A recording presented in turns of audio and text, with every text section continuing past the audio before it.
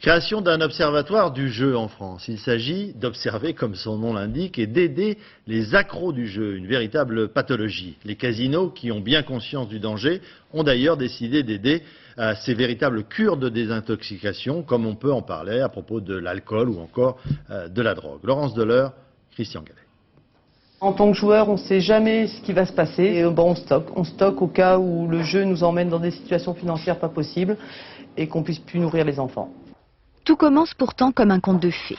La première fois qu'Hervé franchit la porte d'un casino, il empoche 15 000 €. Mais 2 heures plus tard, il est déjà de retour. Le loisir devient très vite une drogue et il y entraîne son épouse. Quand j'étais enceinte de ma fille, j'ai joué toute la nuit jusqu'à 4 heures du matin pour ne pas perdre, pour surtout pas laisser d'argent. Et je suis partie à 4 heures du matin. Le directeur actuel m'a dit de ne plus revenir, mais de toute façon je pouvais plus revenir puisqu'à 7h30, il fallait que je rentre à la clinique pour accoucher. Pendant 10 ans, Hervé va jouer quasiment chaque jour et jusqu'à 6 000 € en une soirée. C'est l'engrenage, les emprunts, la perte de son emploi, les chèques sans provision, l'interdiction bancaire. Le joueur est accro.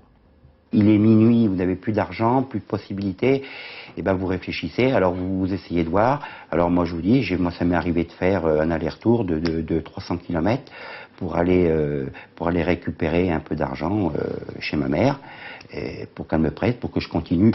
Hervé est arrivé à décrocher il y a 2 mois, mais la plupart des joueurs dépendants ont besoin d'une thérapie pour cela. Le docteur Valeur en reçoit ici une centaine par an. Il serait au moins 500 000 en France.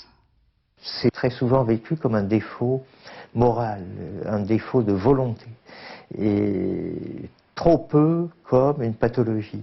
Donc les gens ont très honte d'en parler. 2 rapports récents s'alarment de cette nouvelle dépendance. La Cour des comptes note l'absence d'études sur les effets pathologiques du jeu.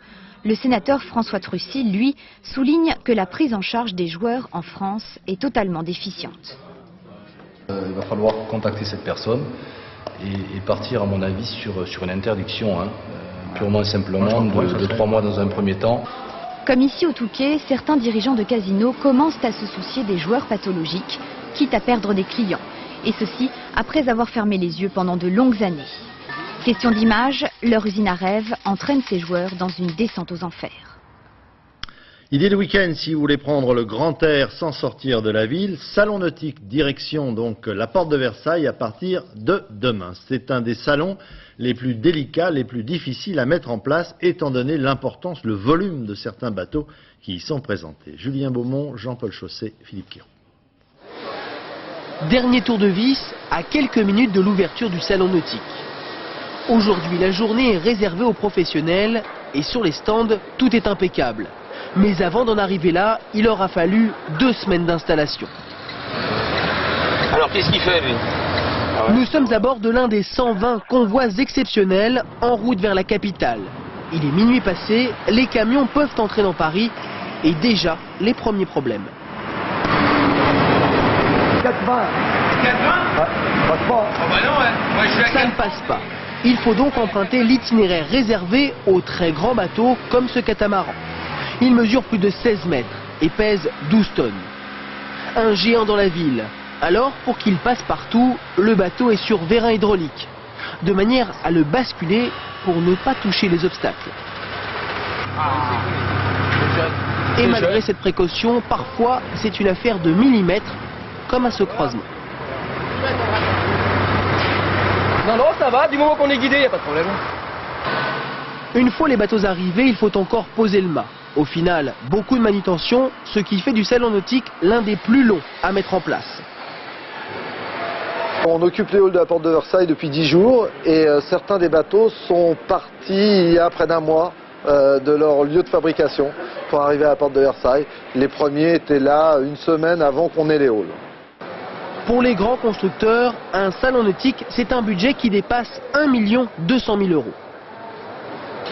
En vaut la chandelle, c'est une vitrine sur Paris, pour Jeannot, et d'autre part, c'est aussi un salon de vente. Jusqu'au 15 décembre, on attend ici 300 000 visiteurs, autant de clients potentiels.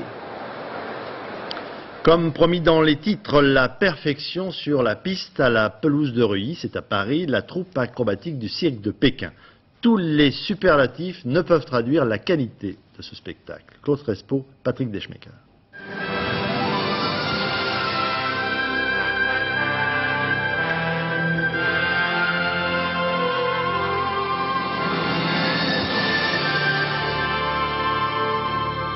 On les appelle les cygnes de l'Orient.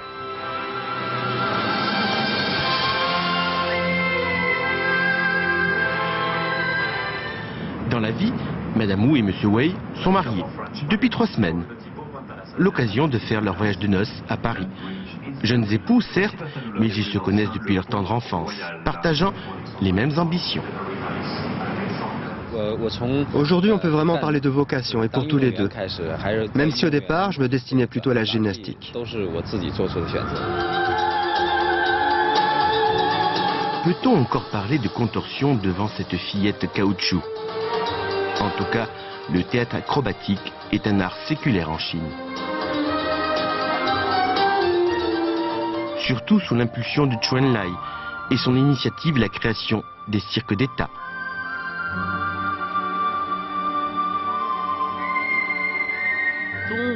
Entre Chine et Occident, on a une conception très différente du cirque. Chez nous, ça reste très traditionnel, comme par exemple dans le numéro de la pagode des bols. Mais dans le cirque à l'occidental, c'est résolument plus moderne.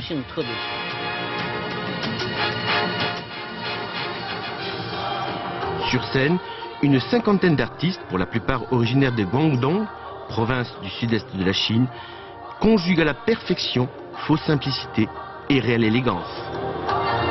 Et pour les 5500 spectateurs, en tout cas, un voyage dans l'empire du milieu qui s'impose pour cette année de la Chine. Dans un instant, la météo, c'est important ce week-end avec Isabelle Martinet. Le point route avec Valérie Maurice. Tous les détails sur les routes praticables, notamment dans le sud-est du pays. Ce soir à 20h, Béatrice Schoenberg. Et on se quitte sur des images de la Saint-Nicolas qu'on fêtera demain, le jour des cadeaux de Noël en fait, dans le nord et l'est de la France. Saint-Nicolas est également le patron des écoliers et des bateliers. Bon week-end, à lundi. Si je m'assieds ici avec vous, je sais qu'au commissariat, mes supérieurs vont supposer que je m'amuse. Alors amenez-vous. Et non, ce n'est pas toujours une partie de plaisir pour l'inspecteur d'Eric. Dans un instant.